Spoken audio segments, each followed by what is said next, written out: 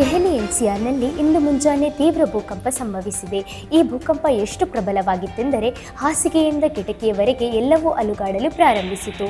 ಹಲವು ವರ್ಷಗಳ ನಂತರ ಸೋಮವಾರ ಬೆಳಿಗ್ಗೆ ದೆಹಲಿ ಎನ್ಸಿಆರ್ನಲ್ಲಿ ಇಂತಹ ಬಲವಾದ ಭೂಕಂಪ ಅನುಭವವಾಗಿದೆ.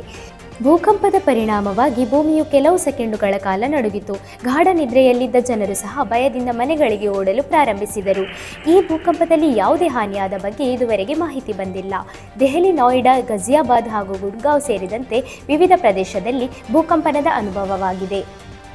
ದೆಹಲಿ ಎನ್ಸಿಆರ್ನಲ್ಲಿ ಬೆಳಿಗ್ಗೆ 5:30 ಸುಮಾರಿಗೆ ಈ ಭೂಕಂಪ ಸಂಭವಿಸಿದೆ.